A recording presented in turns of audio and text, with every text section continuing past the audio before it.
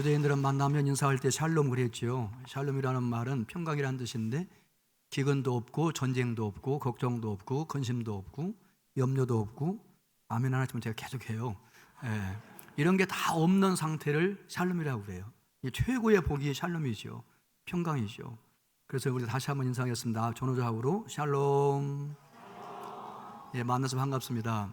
성서교회 창립 36주년을 축하하고 축복합니다. 교회가 세워져서 36년까지 오는 사이에는 우여곡절이 있었겠지만 주님께서 주님의 교회를 세우시고 여기까지 오셨는데 교회는 주님의 몸이에요. 그러기에 자기의 몸인 교회를 주님이 얼마나 사랑하시겠어요. 성서교회 주님이 사랑하시는 줄 믿습니다. 여러분들은 그 몸에 붙어있는 가지들이에요. 지체들입니다. 그러기에 주님께서는 자기의 몸에 지체들인 여러분 한 분 한 분을 또 얼마나 사랑하시겠어요. 사랑하시는 줄 믿습니다. 여러분들이 그동안 36년 동안 희생적으로 헌신적으로 섬겨온 성서교회, 여러분들이 하나님의 시선을 가지고 세상을 바라볼 때 희어져 추수하게 된 밭을 바라보고 영혼군을 위해서 달려갔던 여러분의 아름다운 발걸음을 기억하실 거고, 여러분이 손을 들어서 성도들을 섬기는 여러분의 섬김의 손도 기억하시고, 여러분의 귀를 통하여 하나님의 음성도 듣고, 우리 주위에 있는 우리의 도움을 간절히 갈구하는 절기도 들을 수 있는 귀가 되어지고, 여러분이 하나님과의 심정을 가지고 이웃을 사랑했던 그 모든 것들 하나님이 기억하시고 만 가지 복과 은혜로 함께 하실 줄로 믿습니다. 오늘 그 예배를 시작하는 그 찬양팀 너무나 은혜스럽고요. 장로님 기도도 너무나 은혜스럽고, 성가대 찬양에는 제가 흠뻑 빠져가지고 여기 바라보다가 여기 못 나올 뻔했어요. 너무 잘하셨습니다. 모든 영광 하나님께 돌립니다. 저는 오늘 이제 말씀을 준비하면서 36주년을 맞이한 성서교회 하나의 그 비전을 제시하고자 합니다. 우리나라 정부에서 우리 국민들을 중심으로 위기 지수를 조사한 적이 있습니다. 전쟁 상태가 최고의 위기 100으로 봤을 때 우리나라가 얼마나 위험하다고 보느냐, 얼마나 위태롭다고 보느냐, 얼마나 불안하냐, 뭐 때문에 불안하냐 조사했는데 우리나라 위기 지수는 67이에요. 높은 편이지요. 전쟁 상태가 100일 때 67이니까 높은 거죠. 보통 선진국들은 위기지수가 23 내지 25예요. 우리 가까운 일본도 위기지수가 지진이 그렇게 많이 일어나도 위기를 느끼는 건 30 정도예요. 근데 우리는 67입니다. 그러면 우리나라가 제일 큰 위기는 뭐냐? 1위가 가정의 위기예요. 저는 이 조사를 보면서 북핵이 제일 큰 위기인 줄 알았어요. 근데 우리나라 사람들은 북한의 핵이 그렇게 큰 위기가 아니다. 가장 큰 위기는 가정의 위기다. 가정이 해체되고 이혼율이 급증하고 젊은이들 결혼하지 않으려고 하고 결혼해도 아이를 안 낳으려고 하고 지금 그 출산율이 0.73명 정도? 한 명이 안 되죠. 결혼해서 출산율이 2.1명 이상 돼야 인구가 유지가 됩니다. 근데 우리나라는 지금 인구가 줄게 되는 거죠. 이게 가장 큰 위기다. 두 번째는 도덕성의 위기, 윤리와 도덕이 땅에 떨어졌다. 3위는 이익 집단 간의 갈등, 4위가 북핵이고 5번째가 경제 불황이에요. 사람 느끼기는 경제 불황이 제일 큰 위기 같지만 국민들은 경제 불황은 5위에 불과했습니다. 가장 큰 위기는 가정의 위기라는 거죠. 여러분, 가정을 지키는 것이 교회를 지키는 건 줄 믿으시나요? 가정이 교회의 기본 단위예요. 가정을 지켜야만 교회를 지킬 수가 있습니다. 더 나아가서 가정은 사회의 기본 단위예요. 그러기에 가정이 건강하게 서야 사회와 국가와 나라가 발전할 수가 있습니다. 로마의 멸망사를 읽어보면 로마가 왜 망했느냐? 그렇게 강대한 나라, 세계를 제패했던 나라, 망하지 않을 것 같은 나라, 로마가 왜 망했느냐? 로마의 멸망사를 정리해보면 그 여러 가지 요인이 있지만 가장 큰 원인은, 로마 멸망했던 가장 큰 원인은 가정의 파괴에 있었던 것을 확인할 수가 있습니다. 그러기에 가정을 지키는 것이 교회를 지키는 것이요, 더 나아가서 가정을 지키는 것이 나라를 지키는 것인 줄로 믿으시기를 주님의 이름으로 축원합니다. 가정이 중요한 거죠. 그런데 오늘 말씀을 보면 가정과 교회가 하나 될 때에 가정도 지켜지고 교회도 지켜진다는 사실을 확인할 수가 있습니다. 오늘 말씀을 이해하려고 할 것이면 좀 배경을 알아야 되지요. 사도 바울이 에베소에 와서 복음을 전했습니다.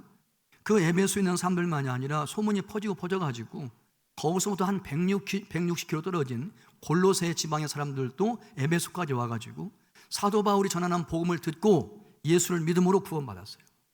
이런 복음 듣고 예수 믿고 구원받으면 제일 먼저 누가 생각나요? 가족들이요. 우리 가족도 이 복음 듣고 예수 믿으면 좋겠구나, 구원받아야겠구나. 이래서 이제 골로새 지방에서 왔던 두 사람, 에바브라하고 빌레몬이라는 사람이 에베소에서 바울에게 복음 듣고 예수 믿고 구원받은 다음에 기쁨으로 자기 고향 골로새에 갔습니다. 골로새에 있는 지역 사람들에게 막 복음을 전했어요. 많은 사람들이 예수를 믿고 구원받았습니다. 그런데 예배할 곳이 필요해요. 그런데 그 빌레몬이라는 사람은 골로새 지방에서 부자예요. 집이 커요. 넉넉합니다. 그러니까 그 주위에 있는 골로새 사람들이 빌레몬의 집에서 주의 날, 주의 말씀을 드리며 주의 성찬을 떼며 예배를 드렸어요. 그래서 이 오늘 말씀 보면 2절 말씀에 내 집에 있는 교회라는 표현을 쓴 거죠. 누구의 집이에요? 빌레몬의 집. 누구의 교회예요? 골로새 교회. 그러니까 여기에 보면 지금 집, 가정과 교회가 구분이 안 돼요. 여기서 할 수 있는 중요한 첫 번째 사실이 뭔가 하면 바로 예수 믿는 성도의 가정은 의젓하게 하나의 교회라는 거죠. 교회 같은 가정이 아니에요. 같은이 아니라 본질적으로 믿는 성도의 가정은 1인 가족이든 2인 가족이든 3인 가족이든 상관없이 믿는 성도의 가정은 교회와 똑같다는 거죠. 본질적으로 교회라는 거죠. 그래서 가정은 교회 안에 있는 작은 교회라는 거죠. 교회 안에 있는 작은 교회들이 합쳐져서 큰 교회, 성서교회가 되는 거죠. 그럼 우리의 가정은 작은 교회다 하는 인식의 전환이 우리에게 필요하다는 거죠.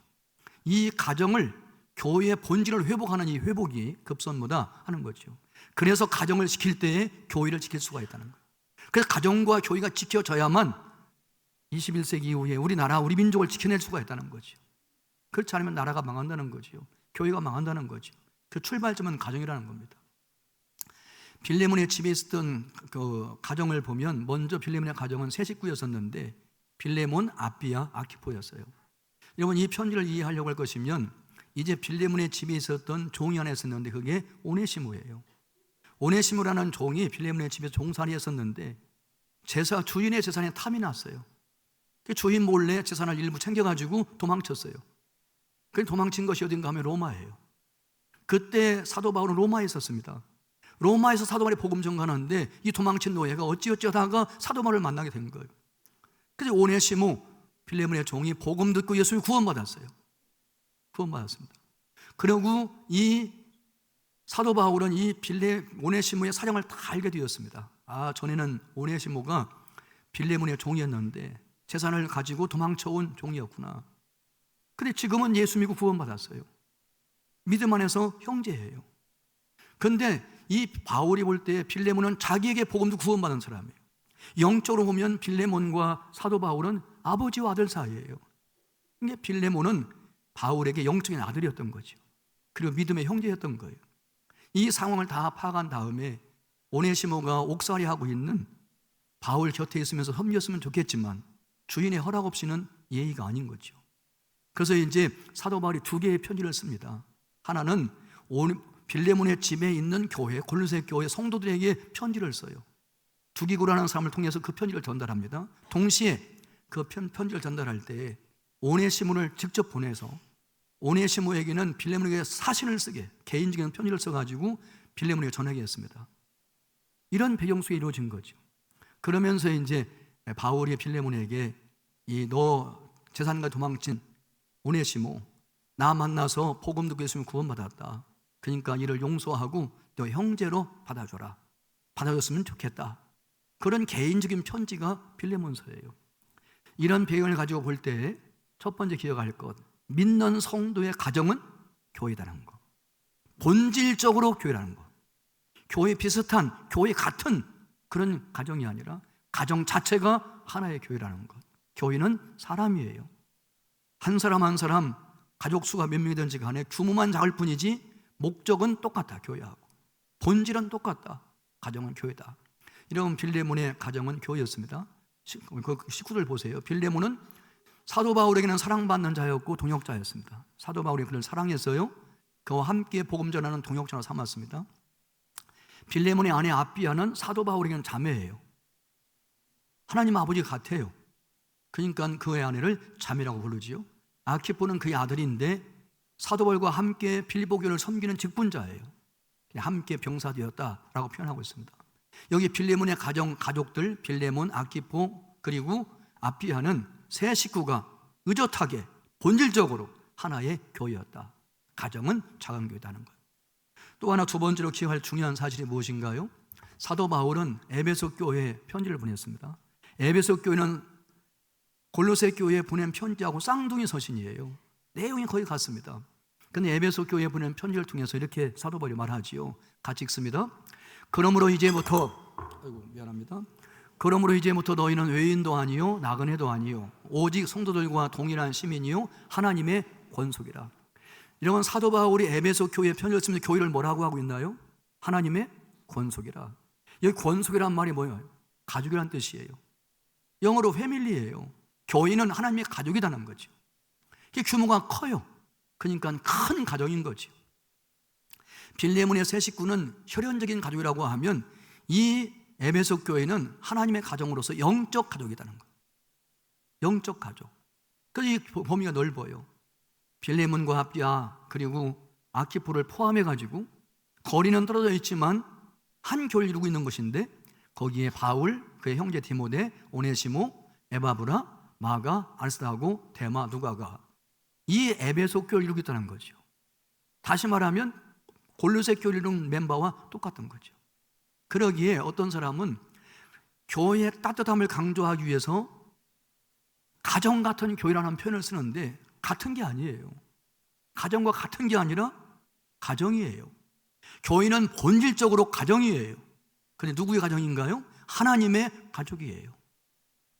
우리는 다 예수님이 구원받은 다음에 하나님을 누구라고 부르나요? 하나님을 아버지라 불러요. 제가 예수님이 구원받았어요. 하나님의 아버지라고 불러요. 성가대 주의하시는 분도 예수 믿었지요. 구원받으셨지요. 기도할 때 하나님을 누구라고 부르세요? 아버지라 부르지요. 그럼 제가 오늘 처음 만났어요. 그런데 저의 아버지하고 지휘자 아버지하고 같아요, 틀려요? 같아요, 틀려요? 같지요. 그럼 제가 누군가요? 오라버니지 뭐. 가족이에요. 아버지가 같잖아요. 아버지가요. 우리 다 마찬가지예요. 그러니까 우리는 다 한 가족이에요. 아멘인가요?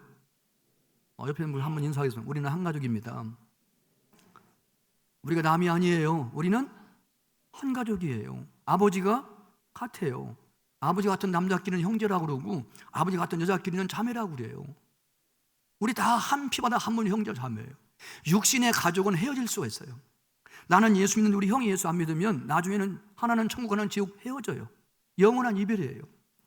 근데 오늘 저와 여러분은 처음 만났지만 또 이게 마지막 만남일지 모르지만 여러분과 저는 영원해요. 헤어지지 않아요. 어디서 만나요? 천국과 만날 겁니다. 그때 인사하세요.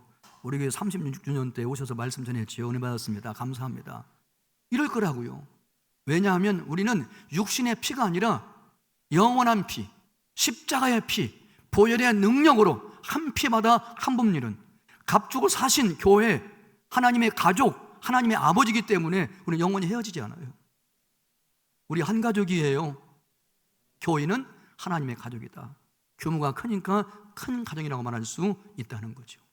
이 가정과 교회가 하나 되어서 우리의 다음 세대, 우리 아들, 딸들, 손자, 손녀들 3대, 4대, 5대, 자자, 손손 하나님을 섬길 때 하나가 되어서 가정과 교회가 하나가 되어서 우리의 다음 세대들을 잘 세워나가 하나님의 사람으로 실력도 있고 믿음도 있는 영성과 전문성을 겸비한 하나님의 자녀들로 하나님의 사람들로 세워나가. 그럼 그들이 자라서 하나님의 가정, 하나님의 교회를 세워서 결국에 하나님 나라를 세울 거예요. 이런 교회, 이게 성서교회 될 수 있기를 주님의 이름으로 축원합니다. 그럼 가정과 교회에 뭐가 있어야 되느냐? 오늘 말씀 통해 볼 때 여러분의 가정과 여러분의 교회 성서교회에 반드시 세 가지가 있어야 돼요. 첫 번째는 믿음이 있어야 됩니다. 믿음이. 5절 말씀 같이 읽습니다. 주 예수와 및 모든 성도에 대한 내 사랑과 믿음이 있음을 들음이라. 우리말 성경에서는 주 예수와 믿음을 떨어뜨려 놨는데 사실 정확히 번역하려고 하면 주 예수를 믿음과 이렇게 해야 돼요. 붙여놔야 돼요.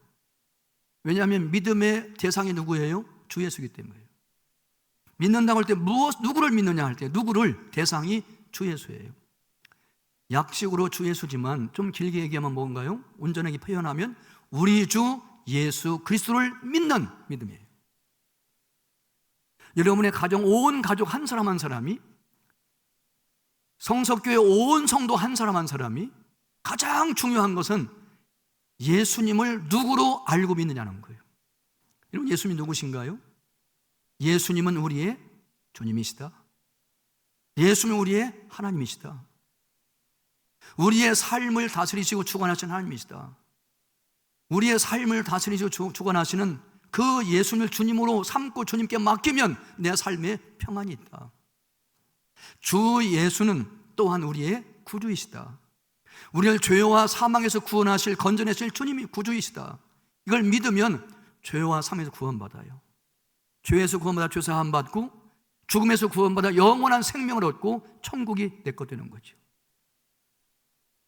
예수님은 주님, 예수님은 구주, 나의 구주, 우리의 주, 우리 온 가족의 주, 우리 온 성도의 주님과 구주시다. 이 믿음, 이게 가장 중요한 거죠. 우리가 신앙생활 할 때 얼마나 오래 믿었느냐, 그것도 필요하지요. 믿음도 역사가 쌓이면 견고해집니다. 그럼 바람이 불어도 환란이 와도 시험이 와도 흔들리지가 않아요. 뿌리가 있으니까요. 중요하지, 믿음 연조. 믿음의 열정도 중요하지요. 이왕 믿을 바에는 좀 열정적으로 좀 열심히 믿어야지. 믿는 것도 아니고 안 믿는 것도 아니고. 열정도 필요하지요. 그런데 열정은 무당 믿는 사람이 더 많을 수 있어요. 얼마나 열심인지 몰라요. 불교 신자들도 믿음은 있어요. 오래 믿었어요. 그런데 중요한 게 무엇인가요? 믿음을 말할 때 중요한 것은 믿음의 대상이에요. 우리가 누구를 믿느냐? 예수를 믿는다? 예수를 누구로 믿느냐? 이게 중요하다, 그 말이죠. 여러분의 가정을 한번 생각해 보세요. 여러분이 가족 한 사람 한 사람이, 여러분의 구역을 생각해 보세요. 여러분 구역 식구 한 사람 한 사람이 정말로 예수님을 주님과 구주로 영접하고 믿는가 하는 거죠. 여러분, 믿음으로 말미암아 구원받지요. 대답을 안 하시네요. 믿음으로 말미암아 구원받지요. 주 예수를 믿으라. 그리하면 너와 내 집이 구원을 받으리라. 약속이지요. 주 예수를 믿으면, 우리 주 예수를 믿으면 구원받아요. 죄에서 구원받아 죄사함 받고 성령 받아요. 주 예수를 믿으면 죄에서 죽음에서 구원받아요. 영생과 천국을 얻게 돼요. 주 예수를 믿으면 구원받아 우리가 하나님의 자녀가 돼요. 죄의 종이었던, 마귀의 자식이었던 우리의 신분이 바뀌어요. 높은 신분, 영광스러운 신분, 하나님의 자녀가 돼요. 하나님의 사랑받는 자녀가 돼요. 신분의 변화가 일어나요. 그게 구원이에요. 예수님을 믿으면 여러분이 복을 받습니다. 하나님이 말씀에 약속한 수천 수만 가지 약속의 복을 받게 돼요. 예수를 믿으면 우리가 구원과 축복의 통로가 돼요. 이런 놀라운 축복이 어디서 오느냐? 믿음에서 와요. 이 믿음으로 구원받는 여러분의 가정, 온 가족들과 성서교회에 등록한 모든 성도 될 수 있기를 주님의 이름으로 축원합니다. 축원합니다. 두 번째, 여러분의 가정과 여러분의 교회가 하나 되어 함께 나가려고 할 것이면 여러분의 가정에도 여러분의 교회에도 있어야 할 것, 사랑이 있어야 되죠. 주 예수를 믿음으로 구원받은 사람은 반드시 그 열매로 성도를 사랑해야 돼요. 그리고 5절 같이 읽습니다. 주 예수와 및 모든 성도에 대한 내 사랑과 그랬어요. 이건 붙어 있지요. 그럼 믿음의 대상은 주 예수. 주 예수를 믿은 사람이 사랑의 대상은 누구예요? 모든 성도.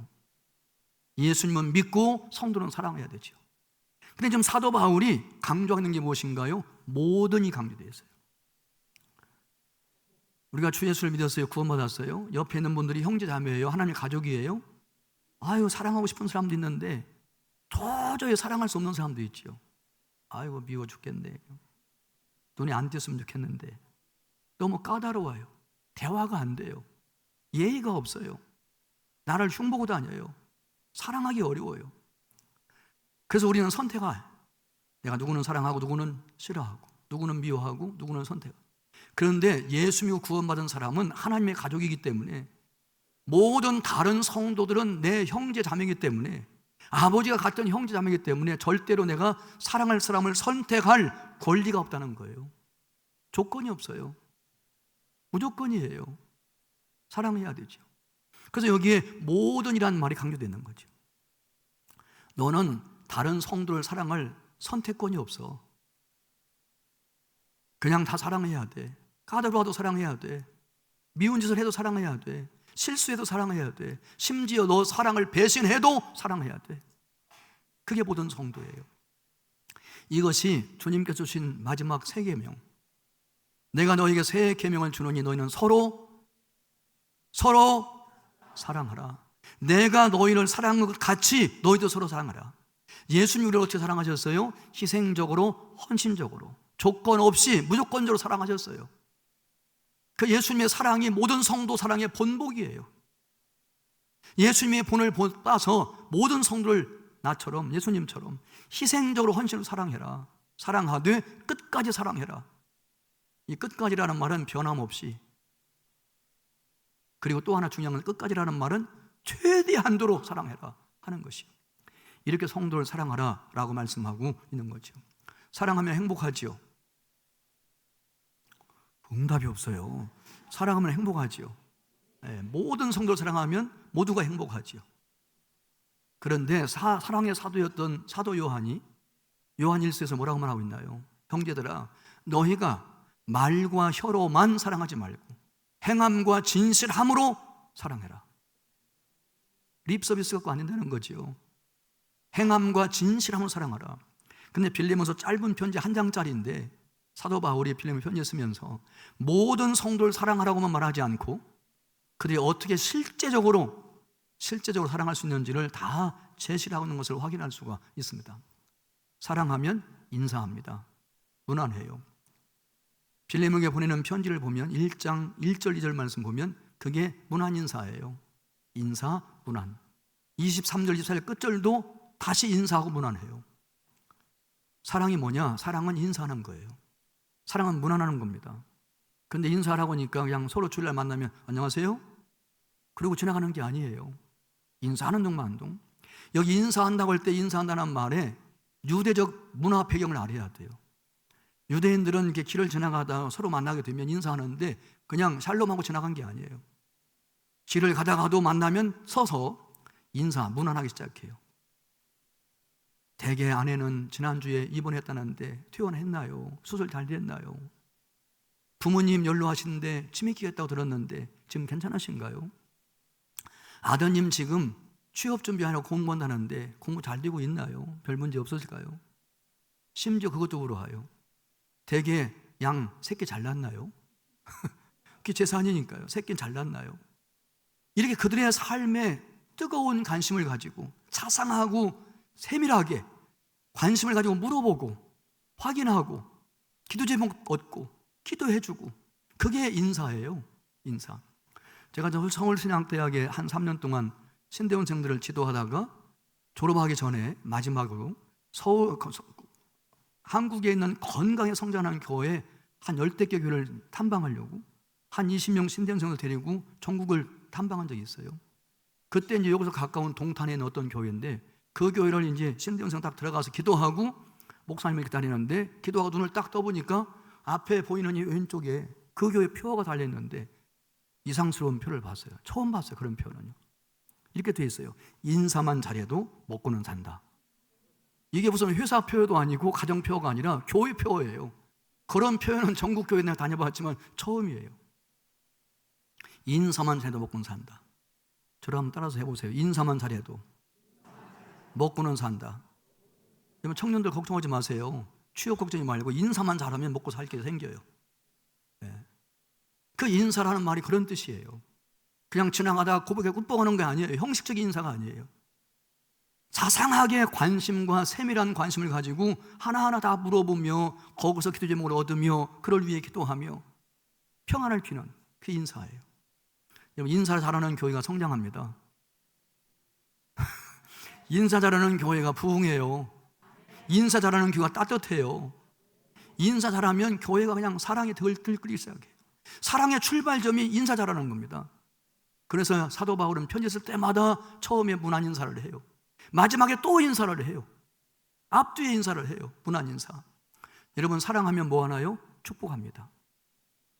빌레몬에게 편지 쓰면서 사도 바울이 인사한 다음에 축복을 빌었는데 가장 좋은 축복, 하나님 아버지와 주 예수께로부터 너희에게 은혜와 평강이 있을지어다.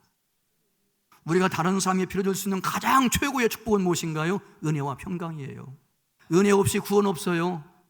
평강 없이 구원을 누릴 수가 없어요. 이 두 가지가 없이는 하나님이 주는 복을 누릴 수가 없다고. 그래 가장 필요하고 가장 중요한 복이 은혜와 평강이니까요. 편지 쓸 때마다 개인에게 편지를 쓰든 교회 편지를 쓰든 항상 사랑하는 교회 성도들에게 그리고 가족들에게 사도 바울은 축복을 빌어주었는데 그 축복이 은혜와 평강이에요. 사랑하는 마음을 담으셔서 전호자님으로 인사하겠습니다. 은혜와 평강이 있기를 바랍니다. 옆에 보시고 하시라고. 앞뒤로 한번 하겠습니다. 은혜와 평강이 가득하시기를 바랍니다. 여러분, 사랑하면 저주하나요? 사랑하면 저주해요? 사랑하면 비난하나요? 사랑하면 책망하나요? 사랑하면 흉보나요? 사랑하면 헐뜯나요? 사랑하면 제일 먼저 사랑하는 사람을 위해서 하고 싶은 게 뭐예요? 복을 빌어주고 싶은 거지. 사랑하지 않으니까 저주가 나가지. 사랑하지 않으니까 비난하고 흉보고 헐뜯지. 사랑하는 마음이 가득 차 있으면 입에서 나가는 첫 마디가 복이에요. 하나님이 사람을 만드신 다음에 첫 마디가 뭐였어요? 기도해라 전도해라? 아니에요. 하나님의 형상대로 사람을 만드신 다음에 사람을 향해서 너무나 사랑하셔서 그 첫 마디가 복을 빌어줬어요. 생육하고 번성하여 땅에 충만해라. 사랑하는 사람을 위해서 제일 먼저 하나님이 하신 말씀은 명령이 아니에요. 복의 선언이에요. 사랑하면 기도합니다. 여러분, 제가 여러분의 기도를 들어보면 여러분의 사랑의 우선순위를 딱 알 수 있어요. 그렇지요. 기도할 때 제일 먼저 누구를 위해 기도하느냐? 그게 그 사람이 제일 먼저 사랑하는 사람이에요. 어떤 권사님은 기도 시간에 제일 먼저 자녀들을 위해 기도해요. 틀렸어요. 권사님 아내들은 제일 먼저 누구를 위해 기도해야 될까요? 남편 1번이에요. 그게 우선순위예요. 남편 때문에 아이가 생긴 거 아니에요? 남편 우선이에요. 성경적 우선순위예요, 가족에도. 그럼 먼저 아내로서는 남편 1번, 그 다음에 자녀, 그 다음에 부모. 그게 우선순위예요. 부부가 믿음으로 하나 돼야 자녀도 잘 키울 수 있고 부모도 잘 공경할 수 있으니까 그래요. 남편들은 제일 먼저 누구를 위해 기도해야 돼요? 자녀가 아니에요. 아내예요. 어쨌든 우리가 누구를 사랑하느냐, 사랑의 우선순위에 따라서 기도가 점점 확장되잖아요. 사랑하면 위하여 기도해요. 사랑하면 무례 행치 않습니다. 우리가 실수하는 것 중에 한 가지가 그거예요. 친해지면 말도 놓고 말도 함부로 하고 예의도 안 지키고 그러면서 그것이 친밀감이라고 생각해요. 아니에요. 친할수록 예의를 지켜야죠. 그러기에 사랑장인 로마서 고린도전서 13장 말씀 보면 사도 바울이 사랑의 특성을 말할 때 사랑은 무례히 행하지 아니하며, 무례히 행하지 않아요. 사랑하면 예의를 갖춰요. 부부간에도 부모 자식 사이에도 성도와 성도 사이 아무리 친해도 예의를 갖추는 거죠. 여러분, 지금 이 사도 바울이 나이가 많아요. 빌레몬에게 명령할 수 있어요. 그리고 영적으로 믿음의 아들이에요. 얼마든지 지시할 수 있어요. 그런데 빌레몬에 편지 쓸 때 예의를 갖춰요. 내가 하는 일이 억지같이 되지 않고 자원해서 하기를 원한다. 명령하지 않고 부탁을 해요. 오네시모, 나에게 복음 듣고 있으면 변했다. 하나님의 용서받은 교인이다. 그래, 너도 용서해라. 용서했으면 좋겠다. 만약에 너가 경제적인 손해 끼친 거가 받고 싶으면 내가 갚아줄게. 좀 제발 용서해 주렴. 그리고 그를 형제로 영접하고 맞아들였으면 좋겠다. 예의를 갖춥니다. 이제는 오네시모가 너에게 무익한 사람이 아니라 유익한 사람이 될 거다. 그러니까 이제 종으로가 아니라 형제로 좀 대접했으면 좋겠다. 그러고 편지를 보내요. 차이로 보면 얼마나 나이도 많고 믿음으로 보면 영적인 아버지인데도 불구하고 예의를 갖추잖아요. 사랑은 무례 행치 않습니다. 사랑 중에 최고의 사랑이 뭐냐? 용서하는 거예요. 자기 재산 도망친 도저히 용서할 수 없는 이게 종이지요, 오네시모. 그런데 하나님이 용서했으니 너도 용서했으면 좋겠다. 허물과 실수 용서하는 거죠. 여러분, 용서가 무엇이에요? 그 사람의 허물과 죄를, 실수를 덮어주는 거예요. 변명까지 해주는 거예요. 그렇다고 여러분, 용서가 쉽다고 용서받는 사람이 그걸 쉽게 생각하면 안 되고 그걸 악용하면 안 돼요. 값비싼 용서입니다. 그 용서받는 사람도 다시는 실수하지 않도록 조심해야 되죠. 서로 용서하는 것이 최고봉의 사랑이다. 사랑하면 용접하고 존중해요. 그 사람의 가치를 인정해요. 그게 존중하는 거죠. 사랑하면 그 사람 말을 들어요. 순종합니다. 이렇게 구체적으로 우리 가정에서 교회에서 사랑이 어떻게 표현되어야 되는가 하는 것을 오늘 말씀이 잘 정리하고 있음을 확인할 수가 있습니다. 저를 한번 따라서 하세요. 사랑하면 무난한다, 축복한다, 기도한다, 무례 행하지 아니한다, 용서한다, 존중한다, 순종한다. 세 번째, 우리의 가정, 우리의 교회에 있어야 할 것, 믿음의 교제예요. 믿음의 교제. 보통 교제 그러면 춘교라고도 하고 헬라어로 코이노냐 잘 알잖아요. 교제할 때 보통 사랑의 교제라 그래요. 근데 오늘은 사도 바울이 특별히 6절 말씀 이렇게 말하고 있습니다. 같이 읽습니다. 이로써 내 믿음의 교제가 우리 가운데 있는 선을 알게 하고 그리스도께 이르도록 역사하느니라. 교제를 뭐라고 그랬어요? 믿음의 교제라고요. 물론 교제의 본질은 사랑이에요. 그러나 그 교제가 어디서 출발됐느냐? 교제의 뿌리는 믿음이에요. 우리가 주 예수를 믿었기 때문에 하나님의 가족 되었고, 여러분이 주 예수를 믿었기 때문에 하나님의 가족 되었고, 그래서 아버지가 갖게 되었고, 모든 성도를 사랑하게 되는 그 모든 교제의 출발점은 믿음인 거죠. 믿음 안에서 우리가 형제자매지요. 하나님 안에서, 주 안에서, 믿음 안에서 형제자매지, 믿음 따르면 아니에요. 그리고 우리의 교제의 뿌리는 믿음이다 하는 겁니다. 이 교제의 열매가 무엇일까요? 7절 말씀 같이 읽습니다.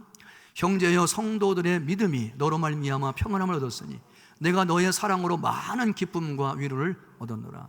믿음의 교제를 통해서 얻게 되는 열매가 무엇인가요? 평안함, 기쁨, 위로해요. 여러분이 주일날 교회 오셔서 예배 드려서 주님 만나요. 주님 말씀 들어요. 구원받은 은혜 감사해가지고 감사한 마음 담아가지고 기도를 드리고 찬양을 드리고 헌금을 드리고, 이거 모자라지 받은 은혜에 비하면. 이 몸밖에 없어. 이 몸 드립니다. 그 주님과 예배는 교제예요. 그리고 돌아가면 여러분의 마음속에 뭐가 생겨요? 예배 끝나고 돌아가면 평안이 와요. 기쁨이 생겨요. 그리고 위로를 받아요. 말씀을 통해 위로를 받아. 찬양을 통해 위로를 받아. 장로님 기도를 통해 위로를 받아. 그러면 돌아갈 때 세상이 아무리 험해도, 경제가 어려워도, 사업이 좀 힘들어도, 직장생활에 스트레스가 많아도 두 주먹 불끈 줘요. 다시 해보겠다. 다시 해보겠다. 여러분, 이 교제에서 얻는 이 기쁨이 여러분의 삶의 에너지예요. 하나님과의 교제에서 얻는 위로가, 평안함이 삶의 에너지예요.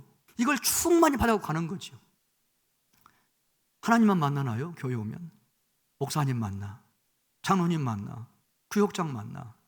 이게 만나면서 밥 먹고 차 마시고 대화하면서 무난하고 인사하고 위로하고 위로받고 사랑하고 사랑받고 용서하고 용서받고 존경하고 존경받고 섬기고 섬김받고, 이러면 우리 마음속에 뭐가 생겨요? 평안함과 기쁨과 위로가 생겨. 그럼 또 두먹 또 하죠. 아, 그래 내가 오늘 받은 위로 가지고 다시 한번 한 주간 살아봐야지. 다시 힘을 내야지. 그리고는 여러분 간다 그 말이죠. 이게 교제의 열매예요. 이런 열매가 가정에도 교회에도 풍성하시게 되시기를 주의 이름을 축원합니다. 20절 다시 한번 강조하지요. 오 형제요. 교회가 형제예요. 가족도 형제고. 오 형제요, 나로 주 안에서 다 같이 너로 말미암아 기쁨과 얻게 하고 내 마음이 그리스도 안에서 평안하게. 반복하고 있죠. 몇 년 전에 저희 집사람이 병원에 입원해가지고 수술하게 되었는데, 이 쓸개에 그 돌이 있었던 거죠. 그걸 몰라가지고 굉장히 복통이 일어나면 심하게 어려웠었는데 원인을 몰랐어요. 동네 병원 가면 뭐 소화제 주고 몰랐었어요. 근데 나중에 이제 이 고통의 원인이 이 쓸개에 돌이 뭉쳐 그렇다.